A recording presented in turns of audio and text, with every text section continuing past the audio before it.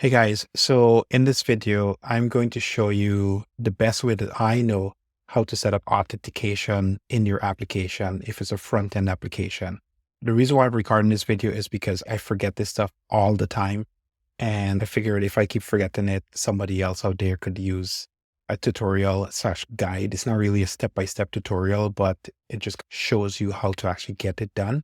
Hopefully it'll be of value to you. If it is, please then subscribe to the video. And that being said, we're going to jump right into it. Now, it took me a while to get this working, even though I knew what I was doing because I tried it a few times before. I still couldn't remember all the pieces while recording the video. There's going to be minimal editing on this. It's a really long video, but my hope is to give you all the pieces. The problem that I've seen on the internet is that people keep giving you like one half or one other half, but they don't necessarily give you the entire end to end. So in this video, I built a Nuxt tree application using Bolt AI. Then we basically set up authentication on Auth0. In fact, it was a brand new account that I set up. Then I use Azure API Management on the backend to secure a backend application. So let me just show you what it looks like, and then you could watch the video and see. So this is the application that we built in Bolt. So I went here and I literally just told Bolt, hey, can you create me AI tool application, because that's the fastest thing I could think of at the time. And so we built an application, downloaded it, click export, downloaded that. Then we went into, this is the app running live. And so if I click on login now, that'll take me over to Auth0. I didn't even bother to change the logo or any single thing or even the details for the app. Right now I'm going to log in with my Google account on Auth0. And now I'm into the app, I'm logged in. So you see here it says dashboard, log out. Okay, so that's what we're going to do. I literally created a brand new account, brand new Auth0 account, and you'll see that in the video. And then created an app, and then, an API, and then we have an application here. And then we tied that all the way into Azure API Management. And so that's that API here that's protected by the Azure function. So there's an Azure function with some dummy data that I called. And then there's the Azure function here that actually has some dummy data. Okay. So there's a couple of gotchas here. When I started this tutorial, I was essentially starting it by not using, let me just pull up my diagram here, which you'll see time and time in the video. When I started this tutorial, my goal was not to create the Azure function because that was not the intention. And this diagram here will be explained a little bit later. I'm just giving a summarize of the sort of troubles that I went through. Originally, I was trying to actually set this up with a logic app. Okay. And it turns out that there's a problem with doing that. And you'll see in the video because I struggled with it for quite a while. Eventually, I recognized that this was actually not a problem with my system and the way that I was setting it up. It was actually a problem with how Logic App was basically being called from the API management. This red thing here is my API management, by the way. So I explain all this in the diagram. Watch the video.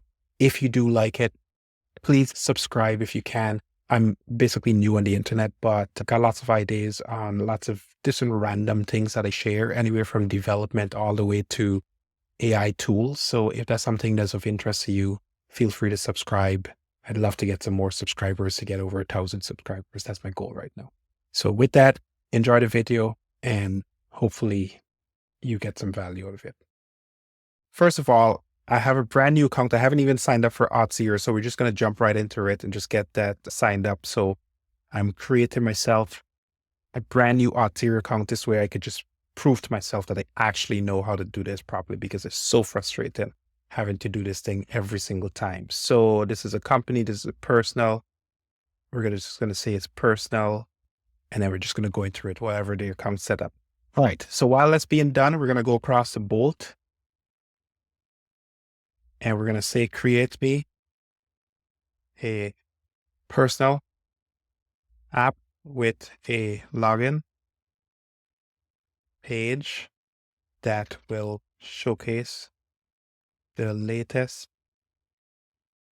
that will help me keep track of the latest AI tools and create a membership section in Nuxt. So I'm doing it in Nuxt tree. Okay, because I'm a Nuxt 3 fan, blah, blah. So while this is being built, we're going to talk about what has to happen to secure this application. So I'm just going to whiteboard this while this is being built. Okay, so I have a brand new Azure Authentication app also, and I have 200 free credits. And there's the reason why I'm doing every single thing from scratch is because I want to actually show you how to get this stuff up and running in a professional manner. Now, to be fair, you could use some tools like Vercel and some of these other tools to make this happen, but this is pretty much free. I'm going to argue that it's worthwhile knowing this stuff, even if it's not free. So that's my argument for doing it. But in a professional environment, at least from my perspective and the tools and the skills that I know, this is the best way to do it. So let's do this. While that's going on, let's just pull up a whiteboard. So at least we have something that we can just reference. And reset canvas, yes. Okay, so let's just talk about how this authentication system works, because again, it's very confusing and I know I'm no security expert here, but let's just say that we have your app, okay? This could be Next.js, React app, doesn't really matter. Any sort of client-side app. Then we're going to have Auth0 here, and Auth0 will be our identity provider. So we're going to put IP for identity provider. This is the guy that's going to be issuing tokens, etc. And then your app needs to call an API on the backend. So in my particular case, it's going to be an Azure function or something similar, right? This could be a Lambda service. This could be a Google Functions. It doesn't really matter. The point is your application needs to make some sort of call to this backend. But the problem is that if you do this, then you have an unsecure application. So you don't want to do this.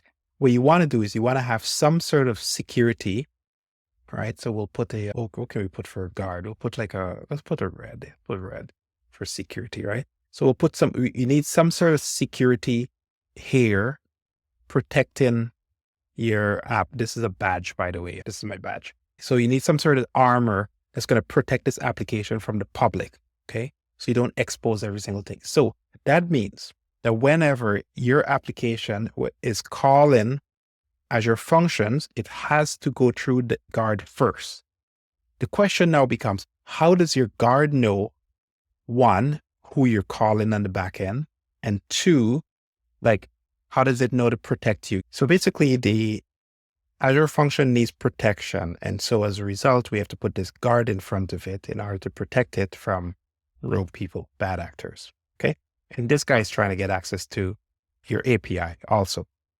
Okay. So we need something that's going to protect it. So the way how it works is, let's just see if we could break it down really fast without going into all the technical details, which I don't even know myself. Okay. Just want to be clear with this. I just trust that the security experts know what they're doing. So first things first is you, the developer, right, created an account with Auth0. Okay. So technically speaking, you have developed some sort of trust with Auth0. They validate you, credit card, whatever it is. You're paying them. Okay. And you're saying, hey, I would like to protect this endpoint here. So you've made that explicit in some capacity. And so that's a trust thing. Like this entire thing just falls on trust. And trust is a really important thing that I'm recognizing as I do this stuff a little bit more. You have an account with Auth0. You want to protect this application here. So the first thing you're going to do is you're going to go into Auth0 and you're going to register an app with them. Got to use a different color. So you got to register an app. Just give me 1 second here, guys. So what you're going to do is you're going to go in here. You're going to register your app. Okay. And your app will be tied to Auth0. So you're saying, hey, I have an app. I'm going to give it a name. I'm going to give it some security. So I'm registering it here. And what they'll do is they'll say, okay, now that you register your app, I'm going to give you a client ID, CID. Okay. And I'm going to give you a secret. If you give that to somebody else, they can use that client ID and that secret to get access to your backend. But obviously, you're not going to give it to that person. So that's one half of it. The app that you register has an identity and a secret next to it. And that is really that you have to hold close to your chest. And you trust Auth0 is going to protect that also. So that's one half of the equation. Now you're going to create your login. So we have our client secret here. So now what we're going to do is we're going to try to do the login. And essentially what's going to happen is the login will, for this new app, the first thing we're going to do is we're going to go to Auth0 and we're going to say, hey, I would like to basically authenticate. And Auth0 will say, again, to what? And then you tell it, I want to use this client ID and this secret here in order to validate my account. Okay, so that's the idea, that this app is trusted because it has the same access to the same secret. So it's going to go across there. It's going to try to get a secret. When it does that, Auth0 will say, okay, no problem. Since I trust you because that was set up by the user, I'm going to give you an access token, AT. And when I give you that access token, you're going to keep it locally within your system. And it's a short-lived token. Maybe it lasts for 5 minutes, maybe it lasts for a minute, depending on your security setup, etc. But the point is, it gives you access to the application for a very short space of time. And this is where it really gets interesting, at least from my perspective, because I was like, what happens if somebody else just gets the token? They could just use it. And the answer is yes. But the idea and the way how they enforce the security is that these are short-lived tokens. Now, you could argue that a bad actor could steal the token and do a whole bunch of stuff in a very short space of time. So now what you're going to do is you're going to take that token and you're going to send it over to this guy. Okay. And he's going to basically take that and he's going to say, okay, I got a token from you, but I need to confirm that you say this token is from the person that you say you're going to do. So he's going to go across the Auth0 and say, hey man, this guy just gave me this token. Is it a valid token or not? And these guys are going to say yes or no. And then you say, okay, no problem. Yeah, you could continue and you could go back, continue to your function, and then they'll just return the results. And then obviously that's going to go back to your application. That's the idea in a nutshell. So now the question is, how does this guy, the guard, knows that I need to authenticate against this particular app? And you say, that's where the client ID and the secret comes in, because they're going to do this kind of security dance. You're going to put that information in here. And they're basically doing a backend talk. So think of it like you're going to the bar, like back in the day, or if you're still young, going to the bar and you talk to the bouncer. That's the bouncer. And what the bouncer is doing is he's basically saying, hey, who are you? And you're like, I obviously want to get into the club. And then the bouncer just whispers to his friend, is like, do you know this guy? Is he legit? Has you seen him before? And then the other guy says, yeah, I've seen him around. Yeah, he's cool, man. He's good. Right? And so the bouncer says, okay, cool, you could go in. That's basically what's happening. So once you understand that concept, then this becomes a little bit more straightforward. But the truth is, it's just a dance. The terminologies are not as straightforward, which is why I just keep getting confused by it all the time. And so that's my attempt in this video to just once and for all put out a video that clears this up without all the complexity. Because every time you deal with Azure, it just becomes more and more complex in my opinion. Okay, so we have a website here, super base. So I got to tell it, I don't need any single thing with super. It is SUPR. Just create. If you can hear my kid, just ignore him. So again, we're back to our app. We're going to download this app and we're going to use it to create like a backend, and heaven knows what it's going to put together for me. I don't really care. The point is that it's going to give me some level of authentication or a way for me to secure the application. Okay. So while that's being done, we're going to just use the application as a reference. We're going to go set up a couple of things. So first, we're going to go create this app in Auth0. Okay, so let's just do that. In Auth0, I have this account, brand new account, as I just mentioned. I have no app inside of there. I'm going to create an app. And we're going to call it Dwain Unfinished. By the way, fun trivia for you, if you don't know, Dwain Unfinished is really just because I just got a bunch of random stuff on this channel. But yeah. Hopefully you can get some value from it. Spa applications. We're going to create a spa application, not a traditional one in the backend sense. And the reason why, there's a little bit of difference here. Okay. On the front end, which I should mention, on the front end, you actually don't ever give this client the secret. And the reason why is because that secret is going to be sitting in the browser. That means everybody can get access to it. So you actually don't. So what we're going to do is we're going to create the client ID application in Auth0. We're going to create a spa application. Right? You don't actually put so there's a client ID in the secret. You only put the client ID, not the secret, in a client application. However, if it was like a .NET application or a Go or a Node application in the backend, they would have both the client ID and the secret.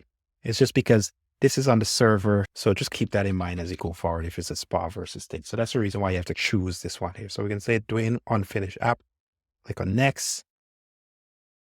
And so now I have my Dwain unfinished app. There we go. I have a client ID. Then it's going to tell me this here, right? And it's basically going to give me a sample code that I need to download. But we're smarter than this. We don't need all of this sort of step by step, right? We just go to ChatGPT. We just get something that's going to do it. So what I'm going to do is I'm going to go here. What did they give me here? Get started. So login, register. Okay, so let's put that. Give me a public with some AI. What are we even creating here? AI tools. And give me so I can manage my account. And let's see if it already has it, because maybe it did it already. So dashboard, okay, index. Yeah, you know what? We'll go with this. So the login page has nothing. The index page has nothing. Let's say that they are. Give me a public page with AI tools on the index page. And the membership section. Yeah, just so at least we have something to look at on the front end.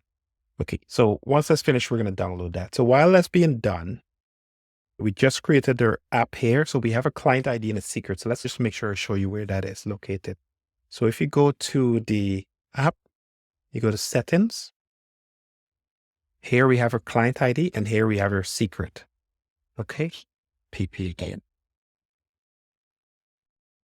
All right, Toddler is upstairs, so hopefully we can get through this tutorial. If you hear some banging upstairs, just ignore it. Okay, so where are we? So what we're going to do is we're going to create a API management. So first what we're going to do is we're going to create a logic app, and the process is exactly the same. So it does really matter here. Okay, so we're going to create a, yes, I thought that's what I was doing. Sign in. There we go. So we're going to create a logic app. I had to basically finish up setting up this Azure account because it's a brand new account. I'm just at the last section here. So I got a brand new account set up here, and hopefully we're going to be in. Yes, this is the one thing that I hate about Azure's. They have a really good interface once you're in, but the sign up and the setup process is just wonky. Anyway, we have our account now. Now we can log into our Dwain unfinished account. This can be my account I'm going to use for all these test stuff info going forward. So let's get that going. Okay, here. Oh my goodness. 21 questions. Go away. Okay, so what we're going to do is we're going to create a logic app because this is what we're going to use as our backend. We're just going to pretend that this is our backend. Okay, so this could be an Azure logic app. This could be a web function. It doesn't matter. It could be any single thing. We're going to do a consumption plan. Just consumption is what we need. All right, subscription 1, resources. We don't have any resources, so we're going to call it the test resource. Okay. And we're on the East Coast, so we're just going to put every single thing on the East US side. And then we'll call this a fake web app API. Okay. Create. Okay. So while that's being created, we're going to go back to Bolt. We got our fancy little application here, and we're just going to download that. Boop, boop, boop, and go back here. And that should be in our downloads folder now. We're going to copy that, double click on it, and let's pull this out. Let's see if this is the actual project itself. Yeah. I'm going to pull that out, copy it. We're going to go to our projects folder, go to our tests. It's just this paste. So we're going to call it our AI tools. Okay.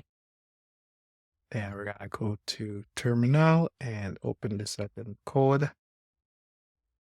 CODE. Okay, so this is our fake application that we have. All right, let's just run it, make sure that we got every single thing set up correctly. This is the general process. And npm install, make sure it's working. And come on, npx and uxi. There. All right, so we have our application working, up and running. We got a login button here that it wants us to log in with and register, and that's going to take us to the / dashboard, I presume. That's going to take us to this dashboard. So this is what we're trying to protect. Okay, so let's get this dance underway. So what we're going to do is we're going to hook up this login button to go to Auth0. So we're going to go to ChatGPT and just tell it, hey, 0 Nuxt 3 and give me the code. Okay, so we're going to install this. Control paste, get that going. Then we're going to pull this in. And this is going to go in Auth0, like in the plugins folder, which I think we have. If not, we'll create one. I click new file and paste. And then we want to copy this guy. And we won't even bother with all this fancy stuff. We're just going to just hard code things for now, okay? So normally what you would do, right? We should do the right thing, right? We should create a .env file, .env file. And then what we want to do is you want to paste that stuff is in here. So public auth, right? So your domain name. Okay, so what we're going to do is we're going to create in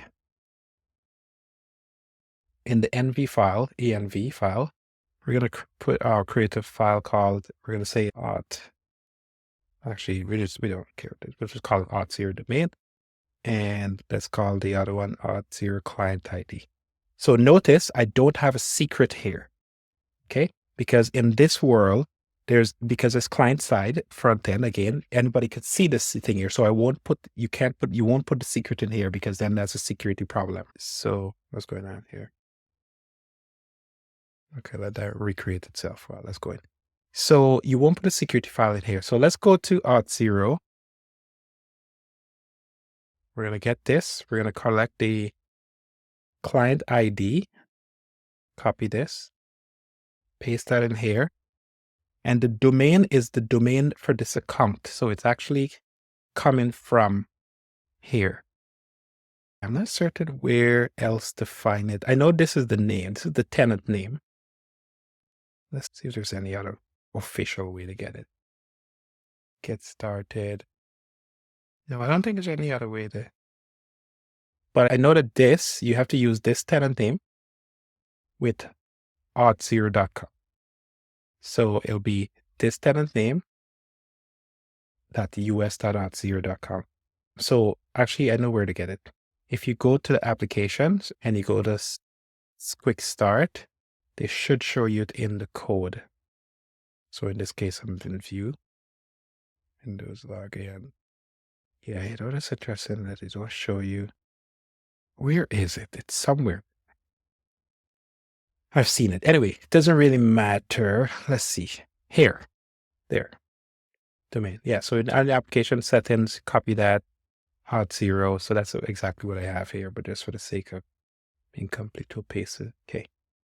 So those are the two that you need. And then in your Nuxt folder here, we're just going to create a new section in our config with this. Copy. Okay, so we're going to create a new section in here, copy that, paste this in here. And did I get that right? Oops, no, sorry, this is this is in the client thing. This is where's my Nuxt here? Nuxt plugin. Okay, they didn't give me it. Nuxt config. Okay, so I'll explain what we're doing in a bit. I just want to make sure that we just got the pieces and then we'll go from there. So Nuxt tree, runtime. So that goes here. Okay, so let's just explain. So our environment variables here has this key. This key will be in your environment variables on your server, whether if you're using something like Vercel or Cloudflare or whatever. I have a video on my channel about that, how to set this up on Cloudflare. But basically, once you publish that video on Cloudflare, you put those settings in your environment variables. Now, the application will read those values from essentially the computer, and it's going to suck it into the application so that it can then further use it, and it's going to give it the name Auth0 domain and client ID. this plugin page is going to use the Auth0 domain and the Auth0 client ID so that they could create an authentication dance. Okay. And that dance is what we just talked about here. Okay. Which is when the application loads for the very first time, is going to make a call by sending those details over to Auth0. Auth0 will then respond with giving it an access token. Now, it doesn't actually do it at the start. Now, the first one is just a login. So it just basically just gives back some basic information.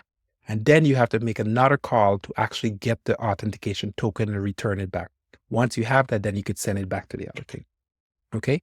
So we have our authentication here. And then now we're just going to go hook up that login page. So at least we have something to work with.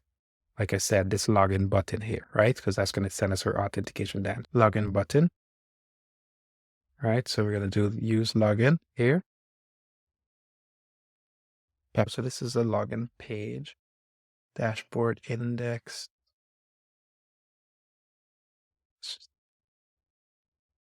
Okay. So there's a login here, which is in layouts. Okay. Got it. So here, it's not going to go to the login page anymore. What we're going to do is we're going to send it to a login event, which is basically at click login. Let's call it handle log. Okay. So that handle login will be similar to this. Okay. And we're going to paste this up here first.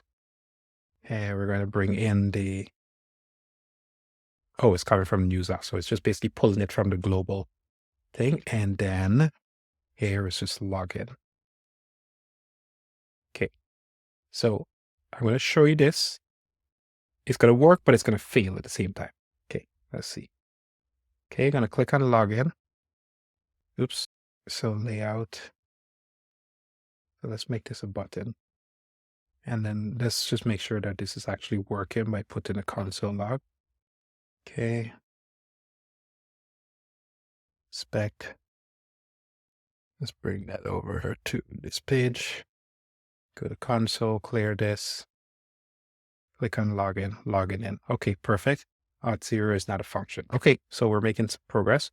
So this guy is not a function. That means this is not coming in, which means it's not being picked up by this potentially. Oh no, we have one more thing. We have to register the plugin. Okay, this is not a tutorial so much on Nuxt per se, but right. So we have to register the plugin. So the plugin could be, so we can hit this plugin folder. That plugin is going to do the registration in the global level. That will allow us to be able to get access to that Nuxt library. Hopefully that makes sense. Okay, so back here, refresh, clear this. So we have clear. Click on login. No, this is not a function. Did I refresh this? Yeah. Auth0 login is not a function. Okay, so let me just make sure I got this correct. So pop. Default. Let me just put this in GPT because I don't want to figure this out. Let me just make sure. Did I miss anything? I think I installed this already. I'm almost certain did I? Yes, I did. Yeah, I did. Somehow it's not registering the plugin, so we'll just see what it suggests. Come on. Okay, come on. Why are you so slow? So use Nuxt, yes. So there's a login with redirect. So maybe I'll just use this. Sure. So what's the difference? It's a login. Auth0.login, which is this guy here. Oh, I don't have an export. That's why. There we go. We needed this export here. Yeah. Okay. Think we're good. Refreshed. Get rid of this. I'm not even using it anywhere. Okay. So click on login now. Login in. There we go. Perfect. That's what we're looking for. So that's what I meant by it's going to work but not fail. So that's going to send me over to login, but there's nothing here because nothing has been configured. So the first thing we need to do is we need to tell Auth0. So let's just go back to our diagram for a sec. Basically, we have our client registered here, right? Our client is registered here, but the problem is that Auth0 doesn't know who should be authorized to come to this site. So normally what you do, you tell it, for example, if my website is www.dwain.com, right? I have to go into Auth0 and I have to tell it, hey, you should only accept requests from Dwain.com. I have to tell it that. So it knows that I should only trust people that are coming from this domain name, else you'd be able to tell it any single thing else. So that's number one. Now, in our particular case, we're just using a local host for development 3000, right? That's what we're using as our port. So we need to do that. Now, the downside to this is that anybody that's currently using localhost 3000 is going to be able to do this. So you just want to set this up and then you basically want to remove that local host from your configuration inside of here. Okay, so that's what we're going to do next. Okay, so we're going to go into this Auth0. Sorry, I keep having to move my head because I can't see my tabs. Yeah, we're going to go into Auth0. We're going to go to settings and we're going to tell it the domain names that we want. Okay, we want to do all this customization. We're going to say https:// this is application login. So that's fine. Callback, allowed callback URL. So we're going to say https // 3000. And if you had more, you just put a comma and then you just say, for example, http://dwain.com. You just keep doing that all the time. So this is the callback. And then allowed web origin. So this is what I mean. So this here, the same thing, but you have to put in all three. And then, okay, so we're going to save this. And that should give me access now. So now if I come back and I do this dance here, refresh this guy, and then I click on login. Oops. So what does it tell me? Callback mismatch. Okay. So my callback, what is my callback URL? It might just be /callback. So I have to add some more. Where is it here? Normally what I do is I just basically take this guy and put a slash, because it's pretty much standard. That's just a callback URL, right? By default, I think, because I didn't actually specify it, or I don't know if I specified it. Yeah, it wasn't specified. So it should be this URL. So go back to this, refresh, click on login. The provided URI is not in the list of allowed URLs. Okay, I'll get back to this in a sec. I have to stop this video and then come back to it. Oh, wow. I could have sworn I had a different shirt on. I'm just kidding. I had to take my kid to school. So anyway, so our problem is that we got a redirect problem and we're not able to get that solved. So what we had to do now is just specify the URL. So I think if I go to here, so redirect URL, I'm going to replace that with this guy here. So /callback, that should be okay for a callback URL, right? My origin plus thing. And if I go back to Auth0 here, I could specify, make sure that a callback is there. And application login URL. In some scenarios also will need to redirect your application login page.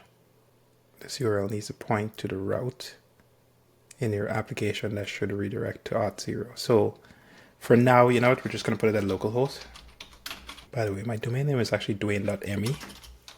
Might as well get there. I'm going to improve that website someday. Okay, this is the logout URL, callback URL, allowed callback, web origins, comment separated. I think this should be fine. Okay, so let's try that dance again. The redirect URL is not in the list of allowed URLs. So localhost 3000. Localhost 3000, not 300. There we go. Rookie mistake. But these are the little nuances that you just have to make sure that you get right. Okay. So go back to our application here. refresh, click on login, bam. That's what we're looking for, Dwain unfinished app. I don't even think we have a URL to log into. So we're going to sign up, or can we just log in with Google? Let's try that. So now I'm authorizing this app. So in this particular case, I'm authorizing the app. This you can disable that flow, and then here, see the callback, but this callback doesn't exist. But that's okay. What it's telling me is that it just means that this URL here, there's no callback URL, right? So I just need to put a folder, callback,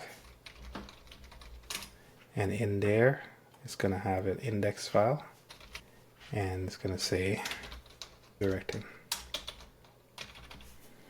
Okay, and then we just see, where's Copilot when you need it? Oh my goodness. Script. Setup. It just keeps doing great. Like, it just... Sure, I'll take whatever you give me. It's so eager sometimes. Jeez, let's just put redirect to dashboard. Oh my goodness. Yeah, it's... Copilot is not good. It's going down the hole. There. Why handle login? My goodness. Let's see what else it gives me. Oh my goodness. Regurgitating a bunch of stuff. Just annoying. So yeah, so that should just be on mount. There. Now it's... Yeah, get it. There we go. So if I go back here and I do redirecting, and then that should take me back to, in theory, the dashboard. It's authenticated is not found. Auth0. You know what? I don't even need this. We're getting too fancy here. We just push it to the... If you get to that page, we'll push you to the dashboard. That's all. Okay? Yeah, no, we don't have a logout button, so maybe we should put a logout button. We'll get back to that later on. Okay, so now what we want to do is we're just going to do the simplest thing. I'm just going to make this button here call API. So start tracking your favorite, whatever. Start tracking your, just going to go find that button. Okay.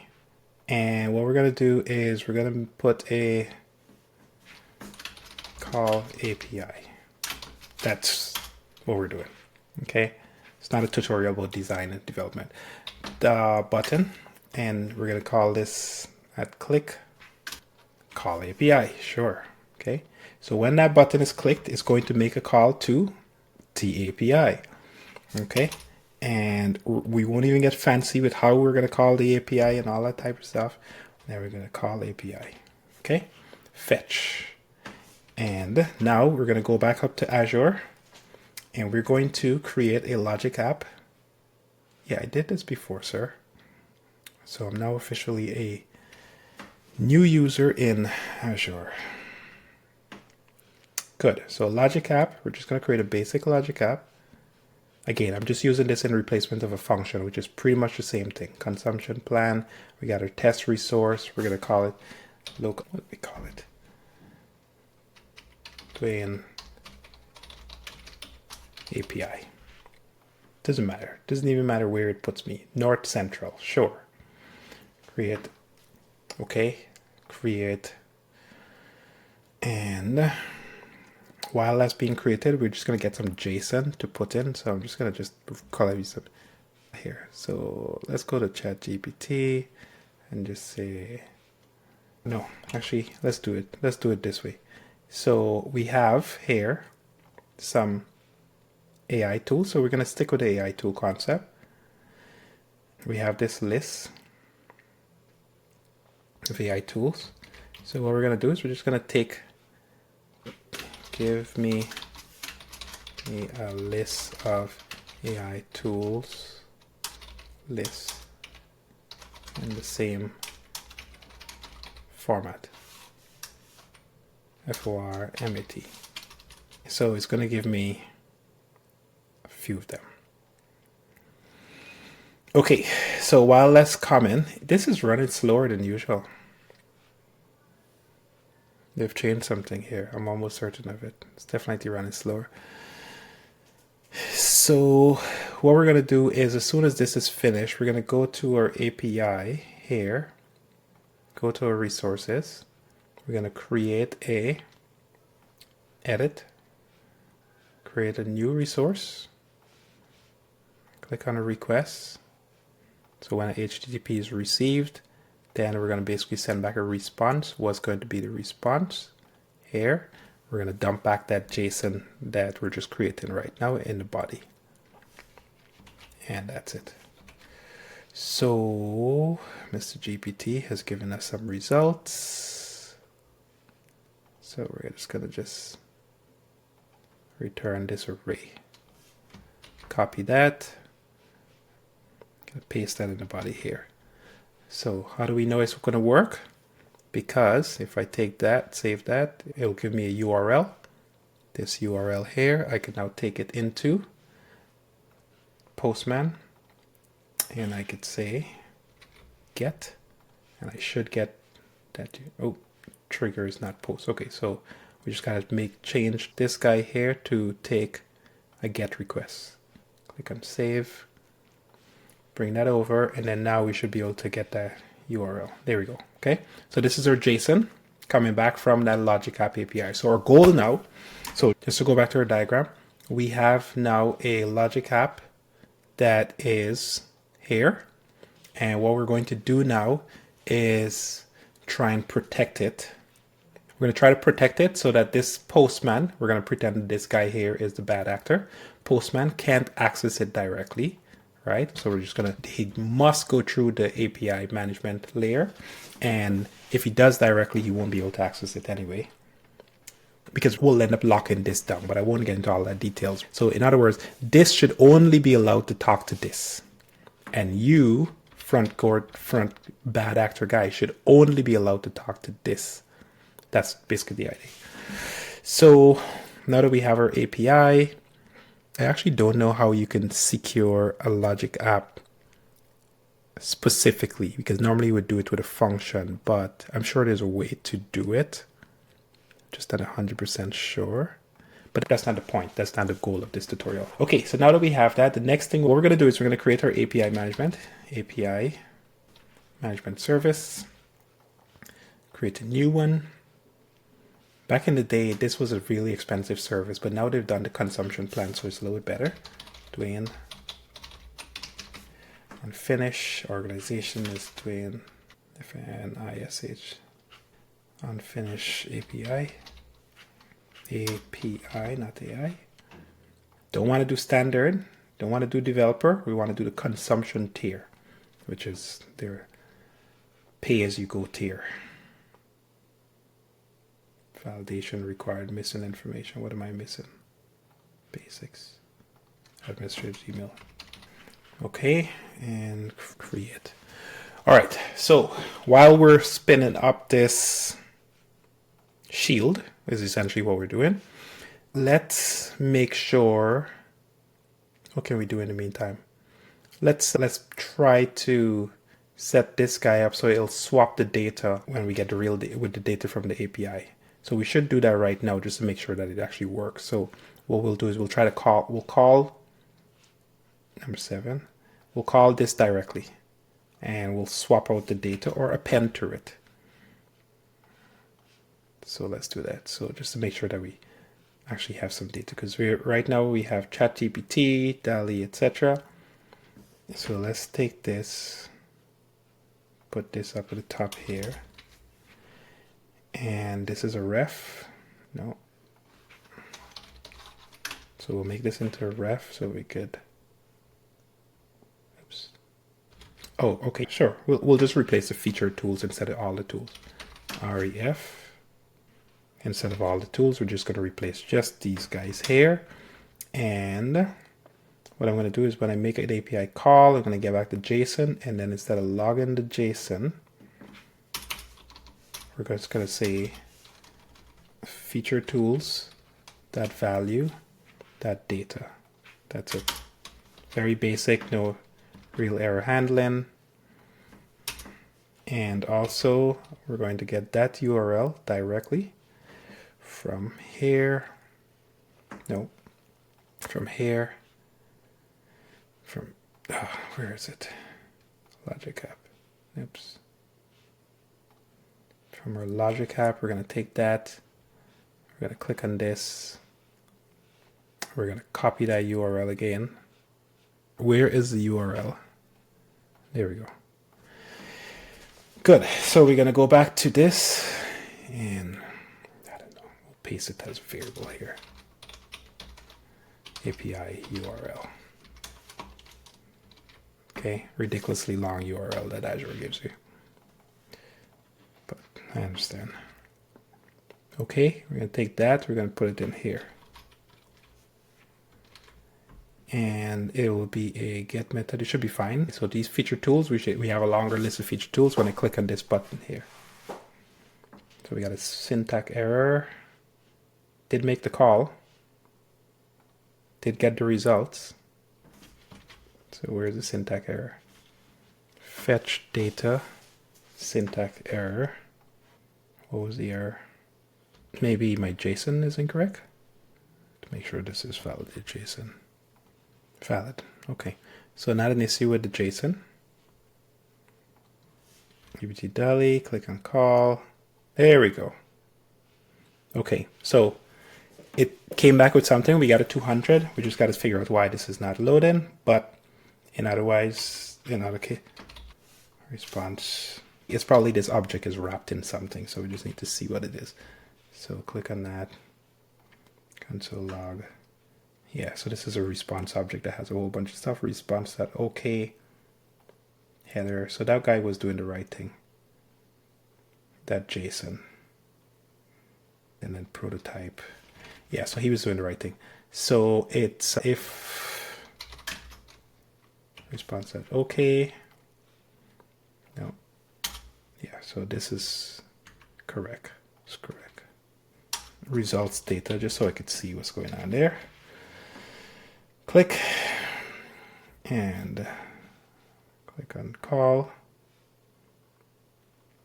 Expected a property or name and JSON at position. So something is wrong with my JSON and I'm not certain what it is, but that's besides the point. Let me just see if I can fix it. So here, let's just put this code just so it understands what I'm talking about. And let's put the JSON. Let's put the response also. Might be something in the JSON, not certain. These are the little gotchas with development altogether. Let's see if we can figure it out. JavaScript array. So it has to do with how it's coming back here. Yeah, this 4.0 is very slow now, eh? This was okay. The response at JSON data. Isn't that what we have? I'm not sure what is the difference. I must be missing something. I might be going crazy. Fetch API, response OK, response at JSON, sense of value. So maybe I'll look back in the video and see what it is, but right now I can't see it. Okay, we're moving forward. Doesn't matter. Even if it doesn't work, we're moving forward. Why? Because we're getting an API call and all we care about is protecting that API. So we can see that when we're making that call, we're getting the 200 and that's returning some value of some sort, and whatever that error is, it doesn't really matter. It has nothing to do with the code that we're dealing with. Okay, good. So that 200, we will basically now go try to protect this API. So let's just go do that rather than wasting time. All right, so we have our API set up. Let me just go ahead, API management here. And then what we're going to do is we're going to come into API. We're going to click on a new API. And instead of using Azure functions, the only difference is we're just going to use a logic app. And here, this is going to be our URL, and then we're going to call it API tools. Okay, and let's just say tools. API. So we're going to call it API. And that's it. What am I missing here, sir? Oh, there we go. That's it. Sorry, I just need to select the URL. So there. Click on create. So API. Okay, so the minute this is created, what we're going to do now is we're going to, let's change this. This is just so we have a better URL. So we're going to call it API tools list. Okay, tools list, save. Okay, so what are we saying? Let's go to test. Let's go to send. And see here, we got a 200. Okay, we got our list. Okay, so this here is basically now what we're doing. This URL, going back to our diagram again, is our shield. Okay, so all we're doing now is, instead of going directly to the function, is we're going to use that URL to call to the shield. The shield is going to call to the logic app. So in this case here, if I go to, so that this URL here is now to my shield. Okay, so I'm going to go back into function, my code, and then I'm going to just do this, paste that. So instead of that long URL, I'm going to use this guy here. And if I go back to the application, we're going to make an API call, and now we're getting a 401. Okay, this is interesting. So why are we getting a 401? By default, the minute you start using API, the minute you start using Application Manager, it automatically puts some protection in place. API Management, I meant. It puts some protection in place. So if I go here, you'll see I have an API subscription key. This here is just a name that they give it, but it doesn't really matter. I could change it to anything. So in this case, I'm going to change it to X Dwain and finish. Where do I get this key from? Okay, so this is in my header, so I have to put this now. So let me just show you what I mean. So let's go to Postman, because Postman will make it easier for you to understand what's going on. So let's go get back that URL again instead of using the app, right? Let's go to Postman, and I'm just going to leave this for now. I'm going to duplicate this guy here. I'm going to change the URL. So here, and then I'm going to send this. So this is calling API tools, API management, aka shield, SHIELD, right? But I have a problem. It's telling me that I need a subscription key. So by default, you have to, whatever that name of that subscription key is, it doesn't matter what the name is, it just matters that you know where to get it. So here, on the API level, I have to copy that subscription key. Now again, I just changed it to this name because I prefer my naming conventions over Azure naming convention. And then you need to put that in your header or in your headers here, and you need to put that on one side, and then you need to go back into the subscription, and here, this key here, okay, show hide key. Now this key here is like a, let's call it a God key. So do not use this key, but I'm just going to show you, it will work. I'm just telling you not to use this key. Okay, so come back inside of here, paste that, and if I do submit, okay, now I have my API request. Good. So what you're going to do instead is you're going to create a new subscription. Okay, and then the scope, I could just narrow that directly just for that API. So I could say I only wanted to call this key for this specific API. Or I could say, just say all APIs. Click on create. This allows me to put very granular keys for stuff. So in the event that I get hacked, all my keys are not all over the place. Right, so what we're going to do is we're going to take that key, we're going to copy it, we're going to go into Postman, and we're just going to swap this key here out for this guy so that we could post. Okay, so what I'm going to do in code now, because if I go back into my VS Code, or let's just go to the application, and yes, so I got a 401 here. So if I go into code, I need to tell it, need to fetch, I need to modify using, add a header of the following with key. I'm just doing this so it'll just give me the text and then I'll ping it, right? So I'll take this key here and I'll pop it in. So going back here, click accept. So all it's doing is just basically adding that header with that key, and I'm going to swap this key here. And now, if I come back over here, so this is layer 1 of security, okay? Bare minimum, CORS error, right? So we have a CORS problem, and what is the CORS? The CORS just basically means that the browser is saying, hey, I don't recognize this URL, so I'm not going to allow access, right? Cross-origin resource script or something like that. So what you need to do is you need to go into API management and go down to core security. Where is it? I can never find it because it's all over the place. Settings, automation, APIs. Who knows? Where is it? Where is the most logical place for it to be in? Under API. But guess what? Don't see it there. We have to enable cores in the policy settings. So add a policy, get and options and posts are the ones that I need. And I'm going to say allowed headers, allowed origin, and then the origin is going to be this URL, local URL here without the slash. And click on save. So I have cores now. I have cores. Okay. So if I go here, I'm saying I want this URL to be exposed. So let's go back to our thing, make sure that's working. Localhost, clear, click on call, still cores. Okay, so what is the issue here? Not 100% certain. It's enabled on all operations and it's still not working. So I might have to, on this inbound here, add policy. Cores, get, post, option, click on that, paste this, get rid of this, click on yes. Go back to this guy,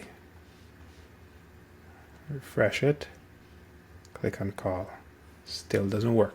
Now this is where I have to chat JWT. So refer policy strict origin when cross origin. You're gonna go here. And I'm going to remove it from, do I have it here? Yes, I have it here as well too. Let's keep it on this level. Don't put it on this level. So let's remove it from this.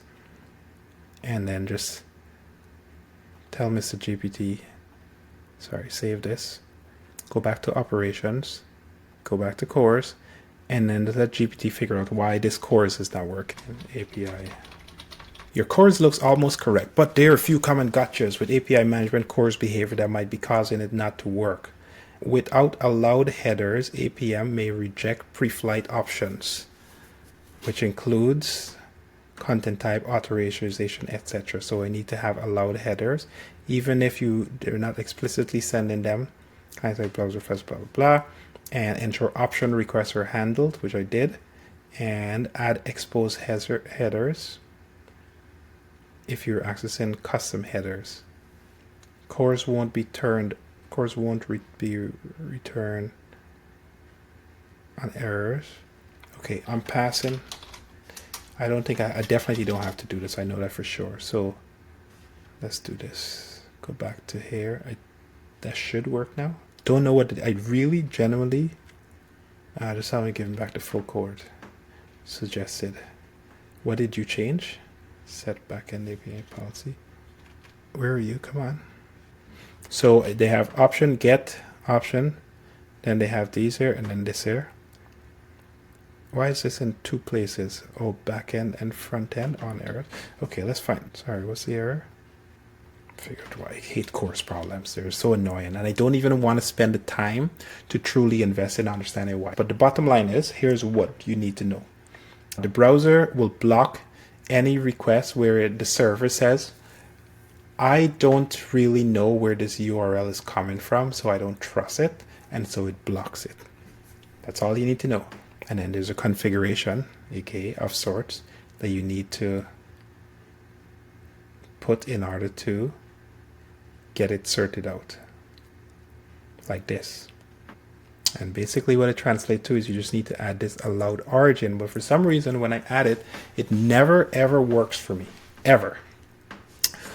So I just normally had to refer to ChatGPT or something else. So let's try that again, see what's going on. Save. Okay, so let's go here now and see if it course is now removed. Still a course there. Okay, gonna try to, okay, let me just do my last resort. So this is what I normally do. This is how crazy it is. This is how long this has been going on. Dwain, Brown, flow, course error. So Other people have had this problem for years on end. I finally figured out what the issue is, and I posted it on my thing, and people have been downvoting it, which is crazy, but it's always worked for me. It wasn't passing the header. So allowed origins, headers, anything. So I think this is what the problem is. Expose headers, this. Okay, so cores, this section here on the inbound end. Every single thing else the same. So if I go back here, what I'm going to do is I'm just going to just reset this. Is there a way to reset it? No. I think get rid of all this. This was the base. Okay, then what we'll do is we're going to add policy. No, we won't do it this way. Yeah, let's just do, yeah, sure. We'll just do it this way so we know where to put the cores thing. I'm just putting this just so at least I have a placeholder. And here, see where this cores? See, the problem is allowed methods, allowed thing, but there's no allowed headers. And I think that's where the problem is. There, right? Allowed methods here, and allowed expose headers. And that seems to be always the problem that solves it for me every time. And I don't know why they keep downvoting my stuff. Going back to the application and click on this and click on call API. Hang on a second. Copy this. Try that on this level here because I think that's what's going on. I think it's not passing through. That's my hunt feeling. Save. Here. If not, I'm going to pause it and then figure it out. Call. Oh my goodness. Okay, I was able to figure it out. So first of all, let me remove it. So there's two places that I added it, and I'll show you. You can add it on the API. See here, if you click on API, click on this, and then you click on all operations, you could add it on this level, or you could click on this level, all APIs here, and you could add it here. Okay, now if I, so it's right here, HTTP 3000, save it. Okay, now here's what's interesting about it. Theoretically speaking, this should work. And if it does, then I'm going crazy. Here, at the if I click on all APIs level, put it inside of here. This is what has worked for me always. So this is what I did. And this guy is correct in the way you need to put this stuff. But for some reason, they were downvoting mine. Now they have allow origin star, which is not the thing to do. Okay. Course. HTTP, a local host, and then HTTPS, and then these are the headers that I have, and then it's just allowed all headers is basically what I have as the two different things. And I have it on the API level, and that is what is allowing me to get to make this API call. 200. Good. So now that we have that, let's move on to actually implementing security, which is what this video is actually about. All right, so now that our app is successfully getting data from here and our logic app or Azure function, whichever, we're going to, let's just make sure that we got there. So we finished the cores issues because, yeah, cores is just a pain in the neck. Configuring it is more of a pain in the neck, specifically with API management, I find. So the login is working, but we need a logout button. So let's just do this. You know what? We're going to try Copilot here. And I guarantee it's just going to... Let's get a Copilot redeem itself, okay? Here, so they have this Copilot edit, open Copilot edits, and then inline edits. Let's do Copilot edits. And then I'm going to tell it to add a geo button. Okay, so why am I not seeing the logout button? Log. Need to sneeze. So keep. This thing has done nothing for me. Where's the logout button? The logout button is here. Is it? Handle logout. Does it hide it? So I don't see the logout button. Next to my login button. Saying it's supposed to be a button right here. I don't see it. right? So this is what it's supposed to be doing. There we go. Yes. And I hate that it keep. Okay, so here, that's what we need. So basically what it's supposed to do is on mount, it's going to check if it's going to check the authentication status. That's going to change his login, and that's going to basically determine whether to hide or show this button here with this if, else it's going to show the login. So we should have a logout button or not. Yeah, I don't want to debug this, so I tell you what we're going to do. We're just going to if logged in. Yeah, I'm just going to put this outside because for whatever reason it's not showing and I don't have enough time to go figure out why. But we do know that if I do that, it will log me out, and if I click on this login, it'll send me to the login page. So it is working. It's just that there's some weirdness that's going on there. But, right, so if I do this now, and I go to Dwain and finish, okay, so I do have a login. If I click on login again, see it does nothing because it knows I'm logged in, right? So we won't get into why that's happening. The point is logout button. Now if I click on this here, it does take me over to the right thing. So it's doing the right thing. Okay, so we have our protected URL. Let's see now, / dashboard. So we can get to dashboard, but we need to check if dashboard is thing to push us back out, right? The goal is to protect the API. So where's the API? The API is here. If I click on this, it's making a call to the backend, and we want to protect that API so that we have to send an authentication. So network, click on call API. I'm getting a 200 and I'm getting back my data, no problem. Okay, so now we're going to protect it because we have this security key here, as I mentioned, from the API management, which is coming from, just a recap, it's coming from this here, and it's coming from the settings, and this is required, so I had to pass this. Click on show keys, and that's that key. Okay, good. So with that, what we're going to try to do now is we're going to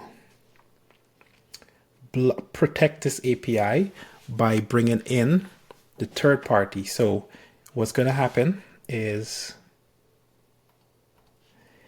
this login, once I log in, after I log in, okay, with my login here, is I'm now authorized to go get an access token.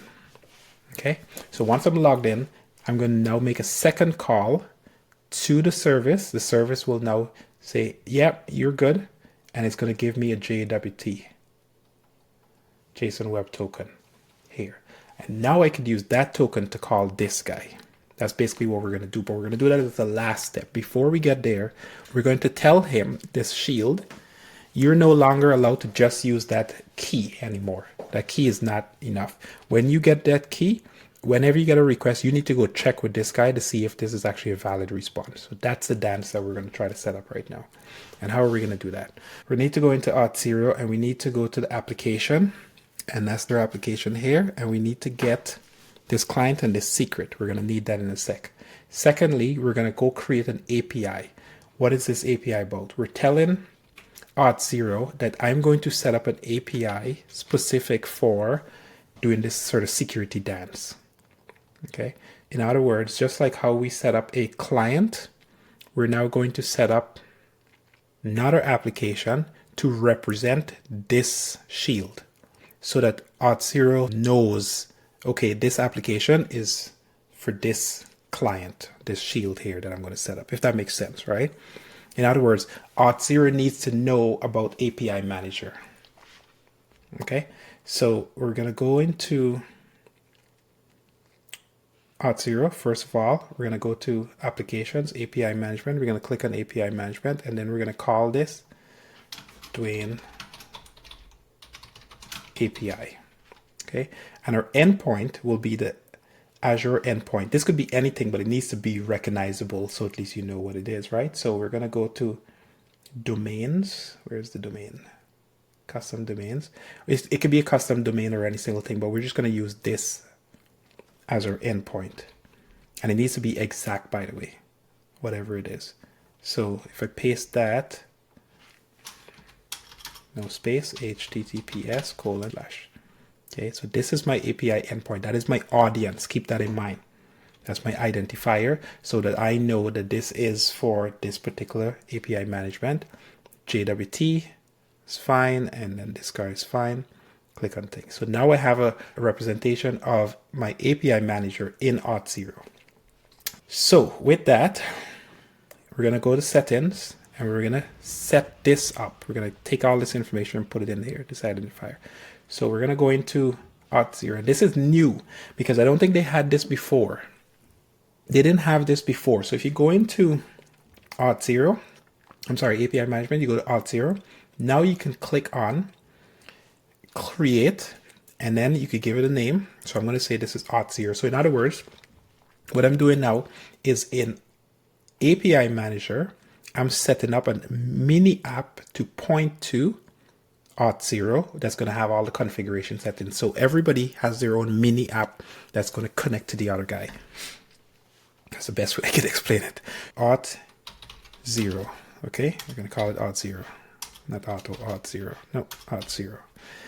And don't need a thing. And then now you need this client registration URL, which is weird, but this is a Microsoft thing. The grant is going to be this. Yes, we're going to do authorization because we're not ready for PKE yet. Okay, this is a little bit above my pay grade right now. Authorization endpoint URL. So what is the authorization endpoint URL? That is, if I got that correctly, the authorization endpoint URL is, make sure I get this right. Authorization endpoint URL. Yes, this is this guy here. Not this. Is the application. Dwain on finish. Why is this test app there? Machine to machine. So we have this authorization your endpoint, which we have to tell. Let's go back to our diagram.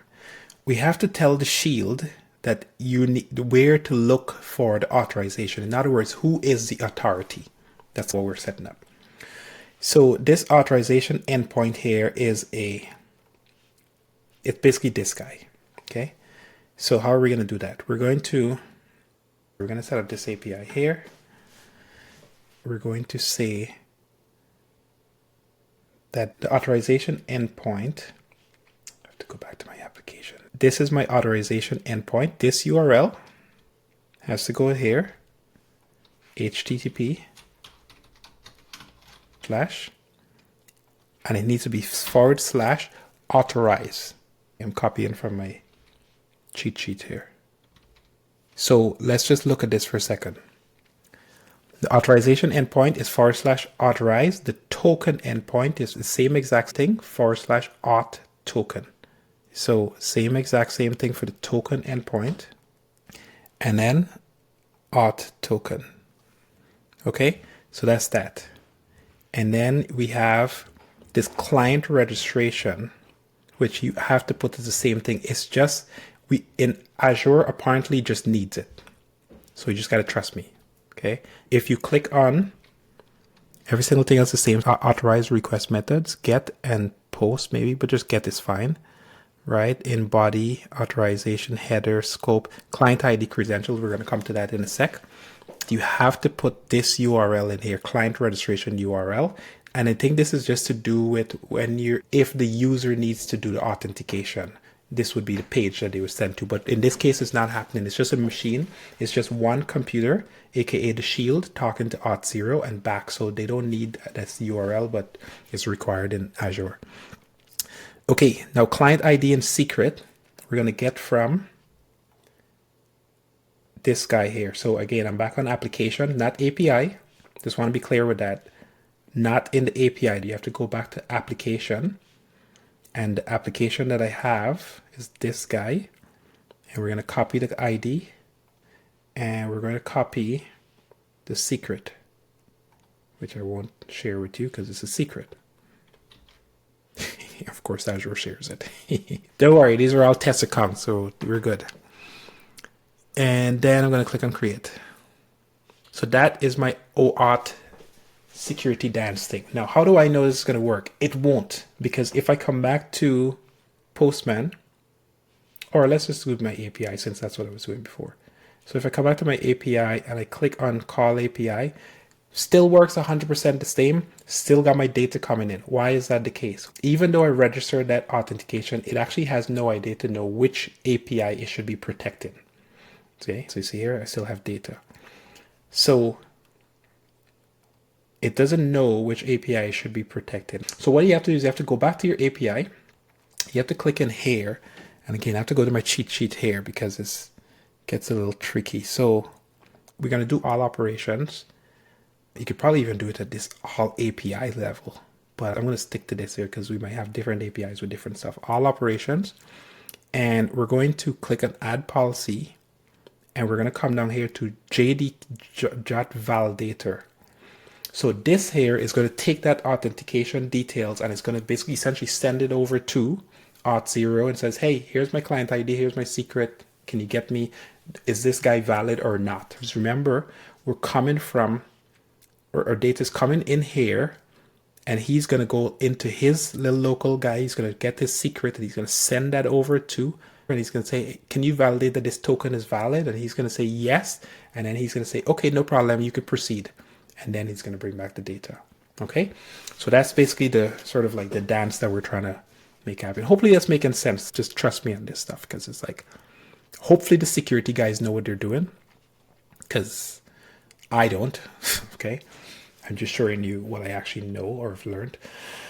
Okay, so JWT, and we're going to say authorization header name. Yes. So it literally has to be authorization. I don't even know why why is any single thing else, but yes, it has to be the word authorization. So I'm copying so I don't make mistakes. And then this is just what should it say whenever, what code do you want if it doesn't work? Okay. So you could block it. They have all these different codes so you could block it, but we just want to say, sorry, man. No can do. Okay. And this will show up in the error. You'll see what I mean in a sec. Okay. And now the audience is who this is. The audience is who's getting who is doing the authorization here. So I think the audience, correct me if I'm wrong, we'll find out. The audience is, I have to go back to the API, and the audience is me, I think, right here. No, wrong. Sorry. It's in the application because it's this application I'm trying to secure. So the audience is the API. It's right here. I'm sorry, I didn't see it before. This is my audience. It's the API identifier. In one place they call it an audience, the next place they call it an API identifier. This is what makes this stuff so confusing. See here, API audience. Okay. And if I click in here, it's called identifier. Same thing. Copy. So that audience is here. I have to add the audience, in other words, the API that I'm trying to protect. And then I could do some claims and stuff above my pay grade. The claims just means that these are the things I could protect, very specific roles or functionality, let's call it. Okay, so how do we know? We're going to try it again. Bam. Okay, so protection is now in place. I'm trying to make a call to this guy. Number 7. Oops, I'll undo. I'm trying to make a call to this guy. And he says, yeah, I don't know you, buddy. You're not sending enough information for me. Where is my JWT? Okay, and that weird message that I wrote, check it out. Okay, so now we're good. We got API management being protected, right? We can't hit that API anymore unless we put in that validation token. So let's go to Postman, and I'll show you how I think you can actually make this. You can get an API key, just so you understand, because there's a thing that you can do in Postman. You can go to Postman and you can say new, let's see, request JWT token, JWT. Okay, I'm just showing you this as just an idea so you can understand how you can get the JWT token for testing. So you can call Auth0 specifically. Let me just see, make sure I got this right. So you can call Auth0. Okay, so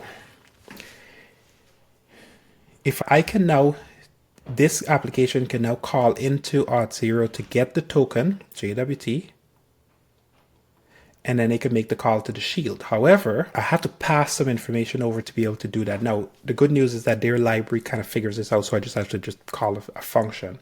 But what I want to show you is how you would do that JWT call with Postman, just raw Postman, okay? So that's what we're going to do to get that JWT. So here, the URL that I have to put in is my Auth0 domain, okay? So if I call this HTTPS, and then I do /auth, OAUTH, / and token, and in the body I have to pass this. This is what I have to pass. Copying it so I don't mess it up, but we'll talk about it. Client_ID, client_secret, audience, and grant_type. Where's the client secret? The client secret is here, client ID.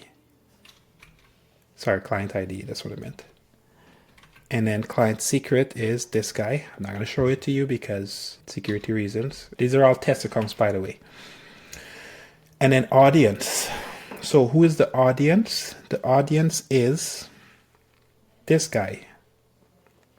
We're trying to call this guy. So this is our audience. Remember, we got this identifier thing here. So this is the guy that we're trying to get authorization to.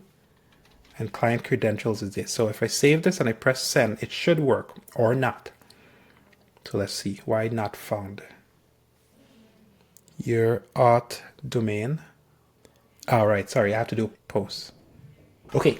So this is intentional to some degree because I've run into this issue before. So I sent this. Every single thing in here is correct. However, the API in Auth0 still does not, even though I have the API sitting here, I have to tell my application, which is another, right? I have to make those two talk together to give them permission.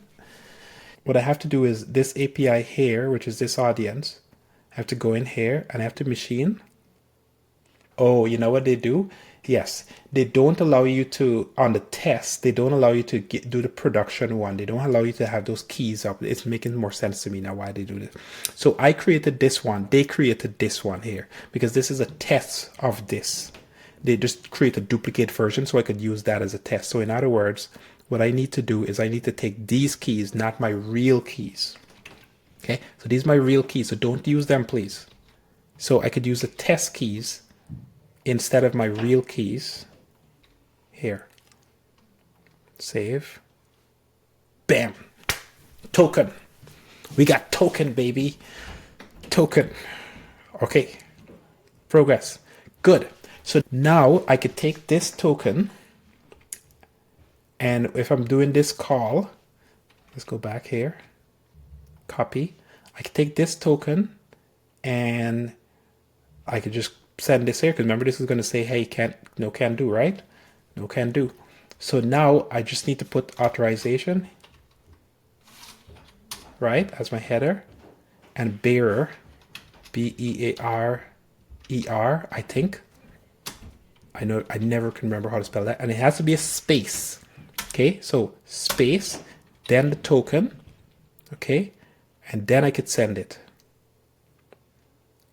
So I actually believe, no, keep it, no, okay. This gets a little weird because, let me think about this for a second.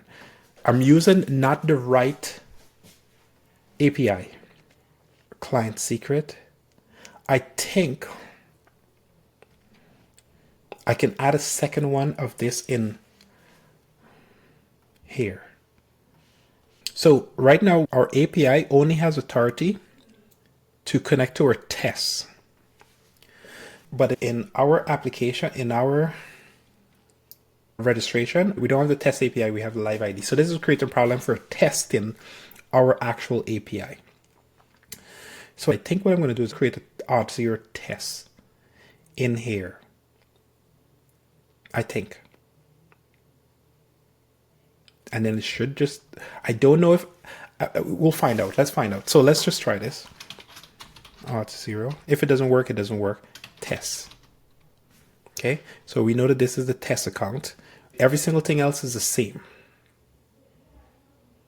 So how is the fastest way? Let's duplicate the tab.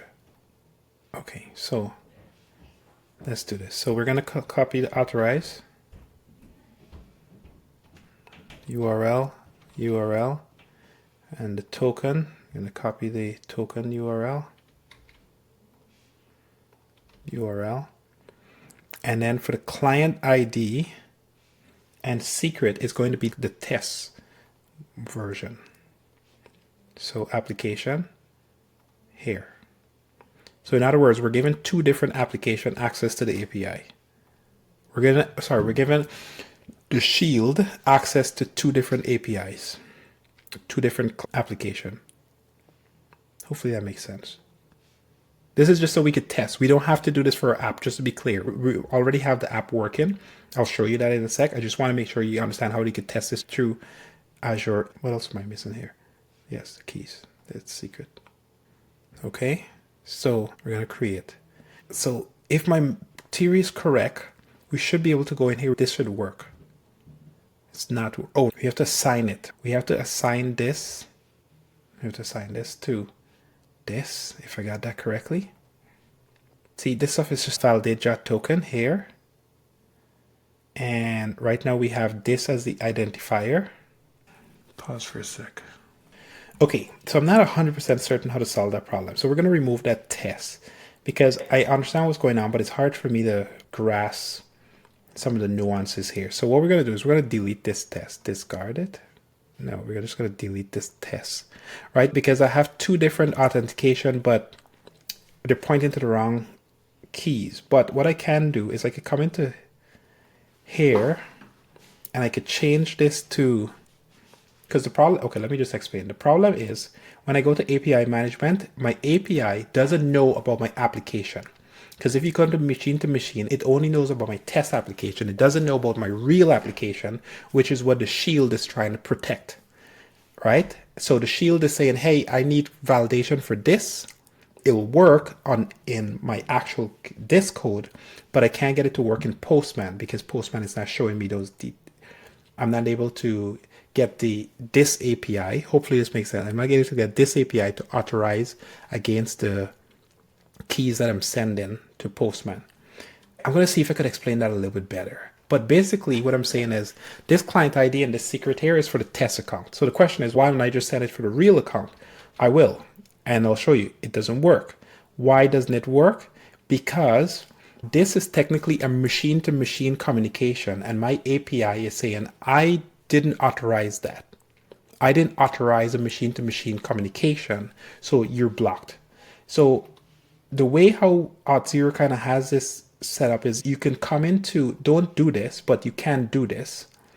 You can come into the actual API itself. See here it's labeled as a single page. And I could change this to, I'm pretty certain this is a security problem here. I could change this to machine and save it. And then if I do that, then I could come into my API and then I could say I'm authorizing machine-to-machine communication. See here, now it allows me to enable that. Then now I can come back to Postman and I'm allowed to send this or not. Let me just make sure the keys are right. K0. I think there's some other permissions I have to set. If I do it this way, right? And I'm not certain what those permissions are, if I'm being honest. So in any way, none of this is actually relevant for what you need to do. It's just, if you want to test it through Postman, you'll think. So we'll just move on. And then maybe if I have time, I'll come back to this here. Okay. So just take it with a grain of salt. This is working. It's actually working. Let me put this back to single page spa. Make sure that they don't barf at me when I, and how do we know it's working? Because again, if I go to my local application and I make a test, it's going to say failed 401. Sorry, no can do. Okay.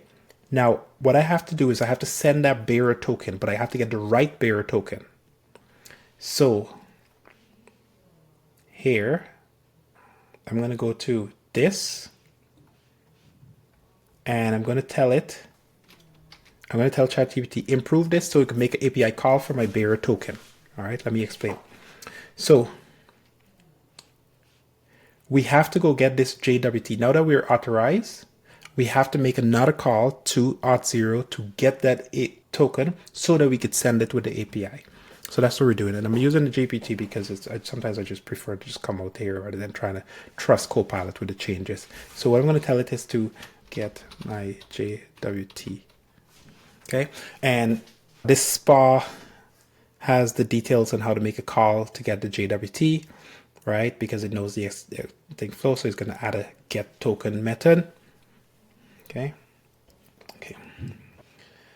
All right, so ChatGPT basically just added a new function that calls our client that get token silently. That's going to give me the token, and we're going to use that to get our token, right? So we're going to replace the plugin. That's number one, and then in our code that we're making a call to this one. No, where's our code? Here. Is it this? No. So in my page index here, what we need to do is we're going to add a next thing, and we're going to say authorization. Come on, go away. Authorization colon space bearer, and then see here it's trying to get from local storage, which is just so random. But what we're going to do is we're going to set token to be, we already have, where is that already? It's in, I'm just going to copy it from the thing. It's already in here. So here, so we're using Nuxt Auth in my index. And we just need to be able to just do Nuxt Auth0 dot get token. So I think if we just do that here, should be fine. Get access token. Is that what we're calling it? No, we're just calling it get token. Okay, so if I go back here now, refresh, I should see my bearer token being sent, and I should have confirmation. Okay, let's log in. What's going on here? Network. Log out. What's going on here? Why is my, let's do all. Fetch. Did I miss something? Incorrect syntax. Where? Let me just, incorrect syntax. Oh, jeez. Something broke. Let's go back to, come on. Oh, I don't even have thing for this, version control. This is why you need version control. Here, just ID token. I don't know where it's getting that from. Just ChatGPT is just making up stuff. Just annoying. Yeah. So here, refresh. Which one is this now? Yeah, it's making stuff up. That's what's going on here. Okay, but that's neither here nor there. So if I click on login, it logs me in because it already had a login from before. Okay, so that's fine. I'm going to go back to this now.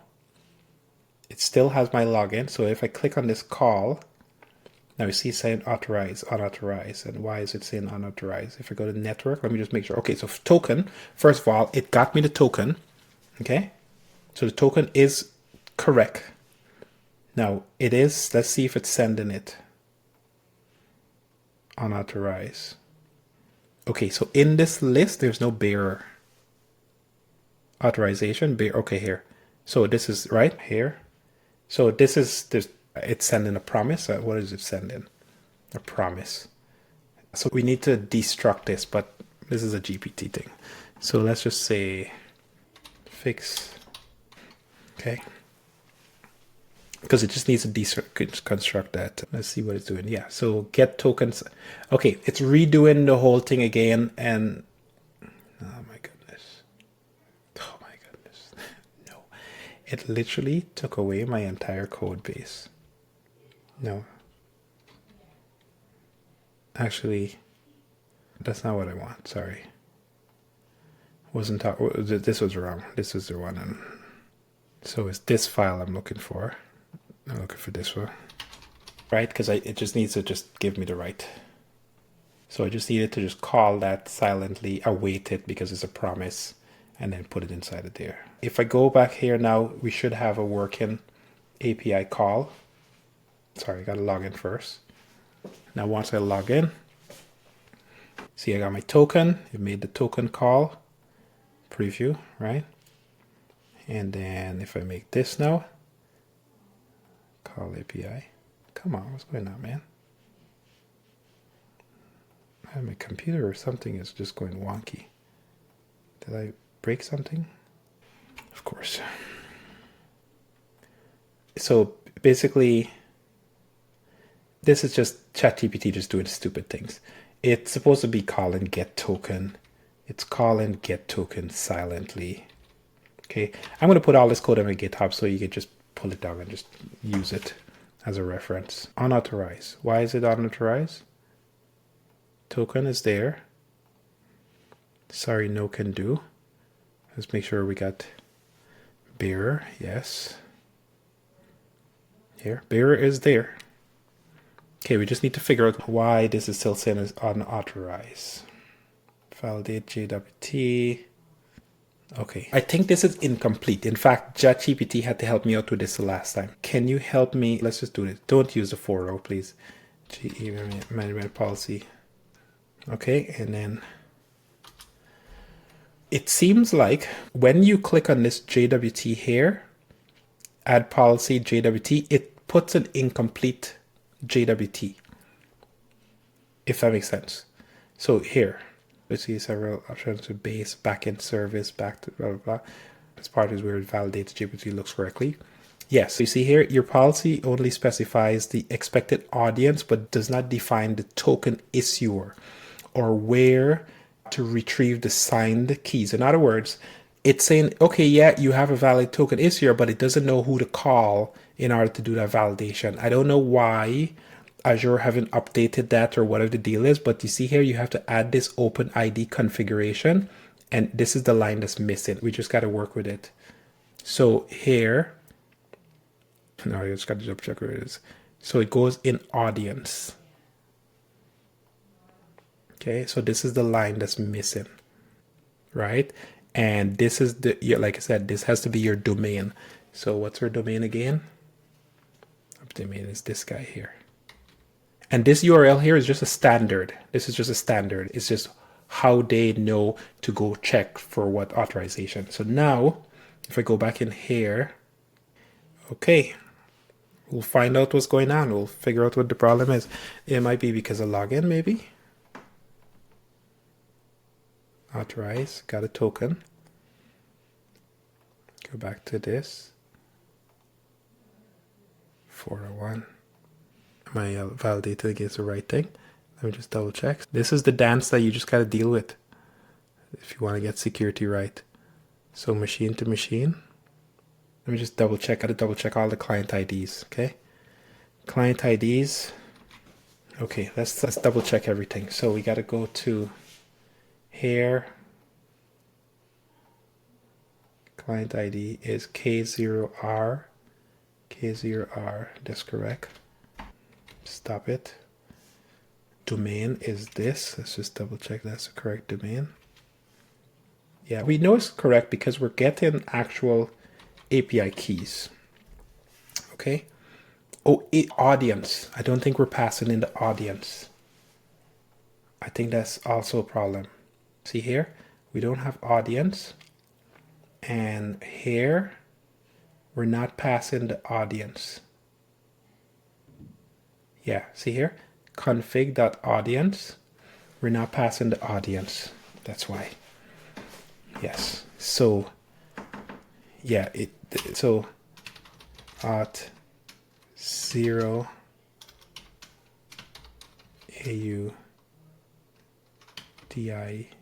audience. Okay, and that audience has to come from it has to be exact, right? It has to be the same as what's in your JWT here. It has to be exactly the same. So you have to pass that. Okay, I'm not gonna deal with that. Auth0 audience. Okay, so that is in the plugin. It's looking for it here. Auth0 audience. I think we'll find out. Okay, it has to be exact, guys. It has to be exact. Okay, we're learning here. So 401 unauthorized, but I think that's because I'm not logged in. So I'm gonna log in again. Yeah, see it did that because it's now specifying a different audience. And now I'm gonna come back in here. I got my token. It fetched the token already. So bearer token is going to Azure. Azure's okay, let me pause and see. Okay, so one way we could verify this is because we're getting a token, we can copy this token. Okay, we could go to jwt.io and we can paste this guy and we could see the audience. Oh, here. This is what's the problem. See here, it needs a slash. It's literally that slash. I'm almost certain of it. We'll find out. That's why I said it has to be exact. So see here, I think that slash is being appended. So let's see this first. Let's try this first. Let me just log in. Okay. Go back to the home page. 401. So I know what's going on. So that audience is, I think what's going on is, see the JWT. Okay. I know exactly what's going on. The JWT is sending this issuer. Oh, wait. You know what? I take that back. The audience is this. And my audience has to be that exact same thing. Is that what I have in there? Maybe I got something different. No. What did I have before? Yeah, that's correct. That's correct. Some audience is correct.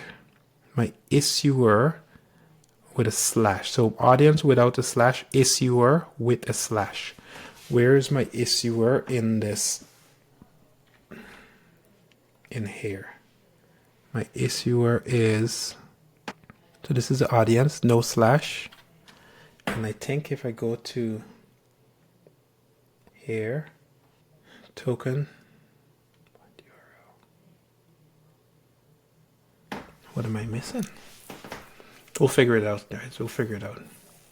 Okay, so I think I have a hunch on what's really going on here. And I think it has to do with Logic App and not my actual code, but we'll find out. So what I actually did is I created a test. So I deleted everything, first of all. And now what I'm doing is I'm creating a manual API, manual operation. And what we're going to do is we're going to create a mock response. Where is it? Mock response. 200, okay. Click save. And then what we're going to do is here on the mock response, we're going to put some fake data. How do I do this now? Oh, I just got to remember how to put the fake data in the mock response. So here, come on, did this earlier. Forgetting how to actually create a mock response. Here we go. Sorry. One sec. Okay, so I think it's here. So I think it's, you gotta go edit here.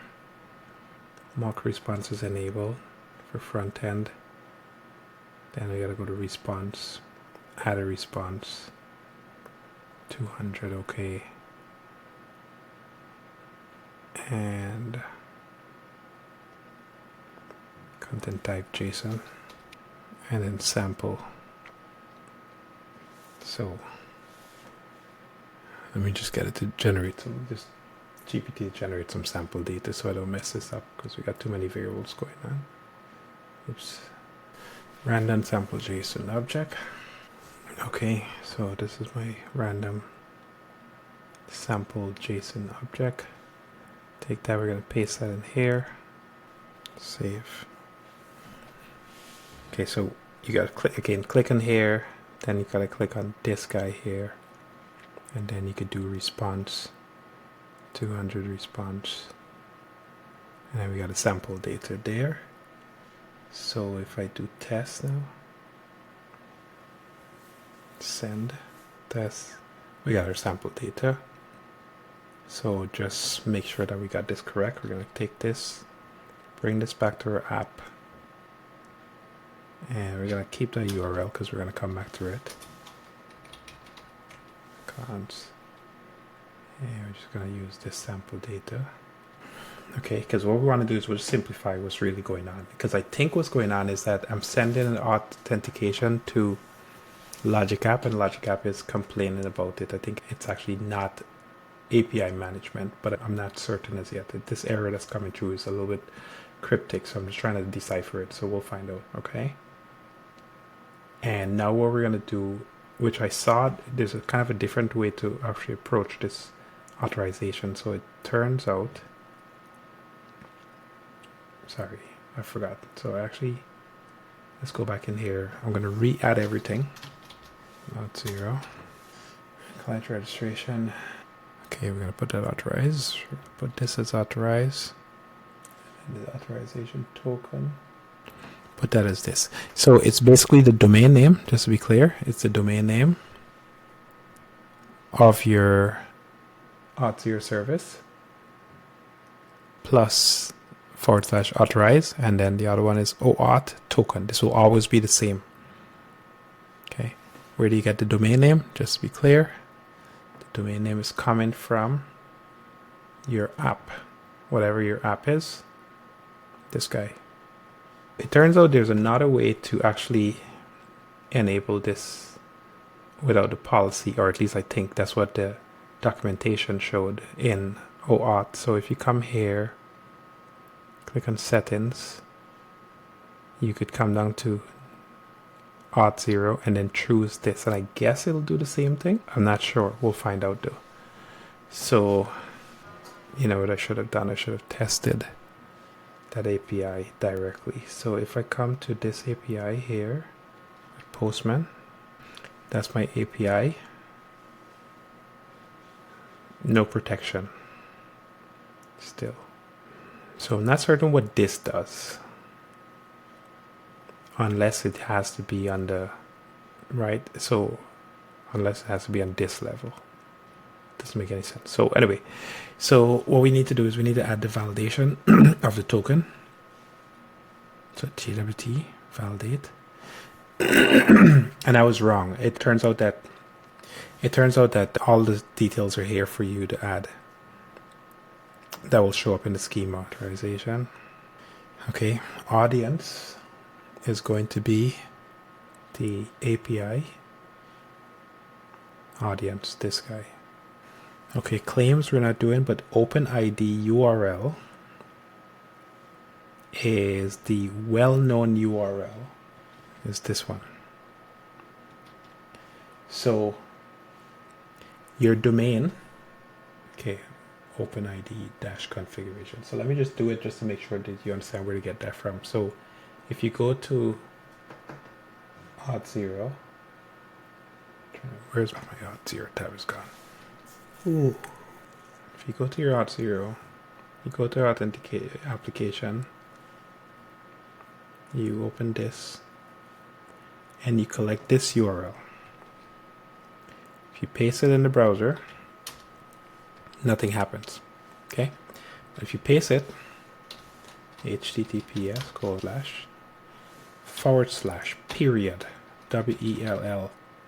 WELL-KNOWN. This is just a known thing. You're just supposed to know this. OPEN ID. Every URL on the internet has this, that it's doing this authentication dance. It has this dot well known. This is just a standard URL that you use that gives you all of these details. So if you look here, you'll see the thing that we're looking for is this open ID URL, and that's what that is. This entire URL. Okay, paste, save. Good. So now look at this. This validation needs to go before the mock to ensure that it's actually going to be enabled. I didn't even know you could drag those until recently. So now if I come back to this and I press send, it should fail because it's going to tell me I need authorization. Not allowed. Good. So that dance is now complete. Now in theory, I shouldn't have to change any single thing here because this is already getting a token. So this should work now. That's what I'm trying to validate. There. Okay. Bam. So our problem, it has to do something with logic act specifically. And I think, if I'm not mistaken, is that the way how logic app is behaving, and let's just make sure that we're correct here, because see this authorization bearer token, see here, this was correct the entire time. There was nothing wrong with this. The problem was that the way, I think this authorization header is also being passed to logic app and it's causing some sort of weird problem, is my suspicion. I don't know that for certain. However, there's probably a way to test that.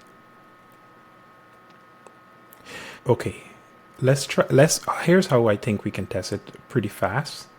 We can create a function, and when we're going to use it in the browser, you know what, I'm not going to use the flex construct because it's a completely different product that I'm not necessarily 100% familiar with. It should be the same, but just for the sake of this conversation, I'm going to stick to what I know. Okay, and we're going to call this, no, not that, we're going to, let's make this not a .NET, we're just going to make this a node. And why does he keep jumping me around? And we're just going to say, okay, so Linux. So we can create a function. We're going to give it the same mock response. Where do I have that? What? Why is it not valid? Okay, that's not sure what's going on there. All kinds of weird issues.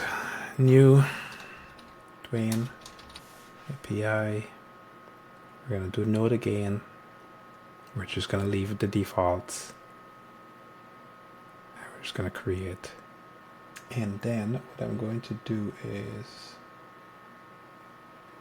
I'm going to use my random JSON that I generated. And we're just going to go return that through the browser.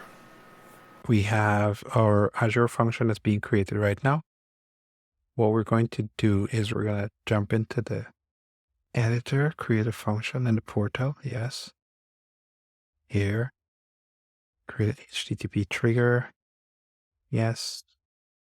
We're just going to call it dummy data and function level. It's fine. So it has some kind of security. That's what that function level is. Annoying. Of course. Why would it just work? HTTP data, HTTP1, failed to create the encountered problem, internal host runtime. Okay, maybe it's still starting up. Let's give them the benefit of the doubt, shall we? Oh, look, dummy data is there. Okay, so here, we're just going to return message, which is dummy data. No, I think this should work. Save, test, run. No, we just want to get. Perfect. Okay, so we have dummy data coming here.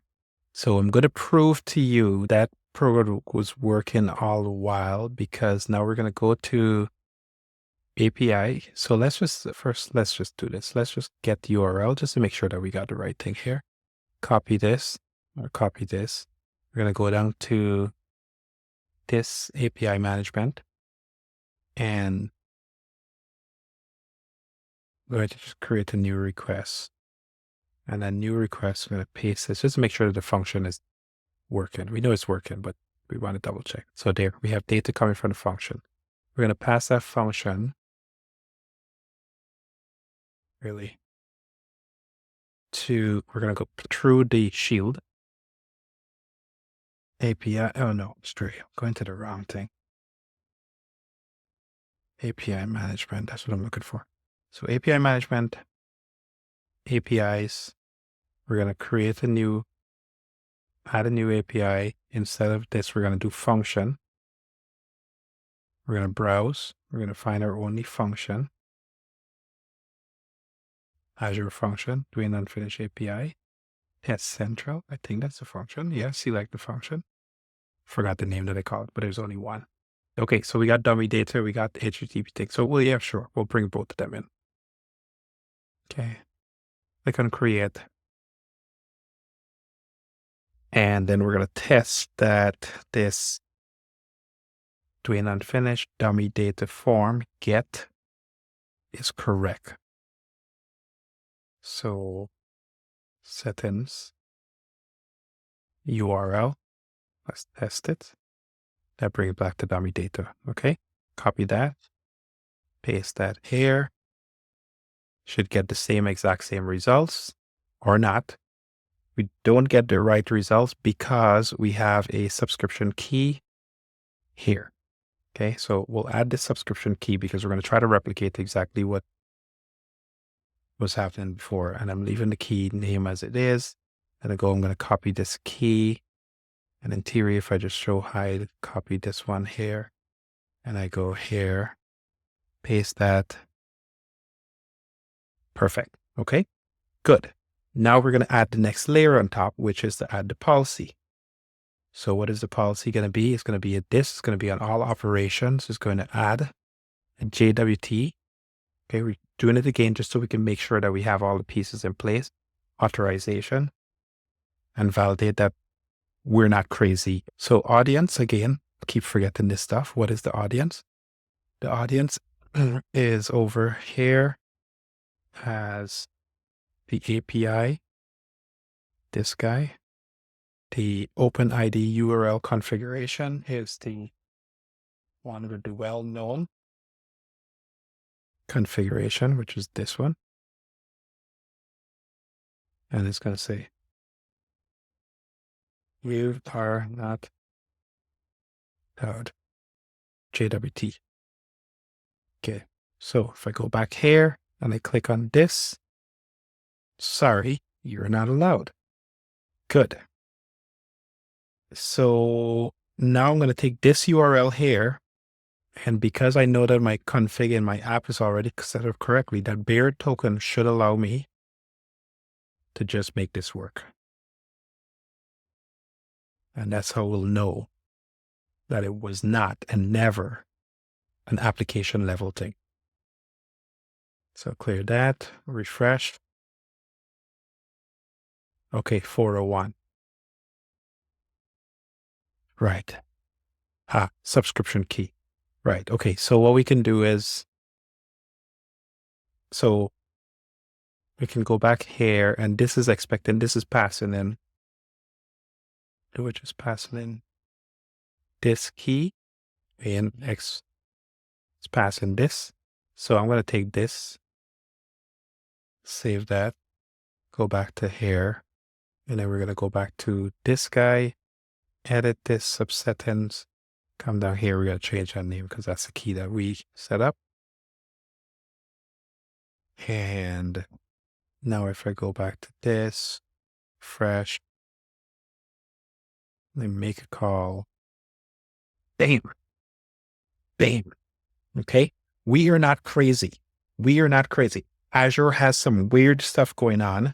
Okay. So now Let's see if now it might work because now I've set all that stuff up, but let's just find out what's going on. So Logic App, click here, API tools. So API, create Logic App. Okay. And then tools and lists. So Logic App here. It's when this one is what I'm looking for. Click on this. Tools list. This here is URL is tools/lists. Save. And I also want to change that key to this guy. If we send this test at 200 here, if we do it through, we should get a 200 still because actually, let's just double check. Let's just make sure that we're not cheating the system here. So if I pull this, if I use this exact same URL, paste that, and I click save, I should get it unauthorized. Correct. Missing subscription key. Okay, that's fine. So that's this key here. So we changed the key name. Okay. So so it's still open to the public, right? It's working. Good. So now what we're going to do is we're going to try to lock that down by adding the JWT validation, add a policy. Okay. By the way, you could do it on all operations level, but I'm just trying to make sure that I'm proving out this right correctly. So add operation, this is authorization. You don't have access to this up. You don't have this. I'm specifically setting it so I could figure out exactly what the problem is, right? And then with these error messages, and then so our audience, this is our audience. And then the OpenID configuration with the well-known URL configuration again. Okay, which again comes from, it's whatever your domain name is, whatever your auth domain name / is well-known ID configuration. Save. Okay, so this should make this fail. Our application should still have access because, or in theory, so that would mean that something happened if this works now. Yeah, there we go. Bam. Exactly what I thought. Okay, so there's something else. Yes, there we go. Got the same. So we're able to reproduce the same. So there's some sort of problem specifically with doing authentication against the Logic App. And I believe it's because internally the API management is passing a duplicate validation to the Logic App, and the Logic App is basically responding with this error message. So we are not crazy. I've 100% proven that you could set up a Azure function or API or any single thing perfectly fine with no errors. The weird error that I was running into is because I was trying to use Logic App, which I didn't know was a thing before until now. So there must be some documentation or way to solve that problem, which I'm not going to really get into in this video. But hopefully that's been of value. This has been a long one.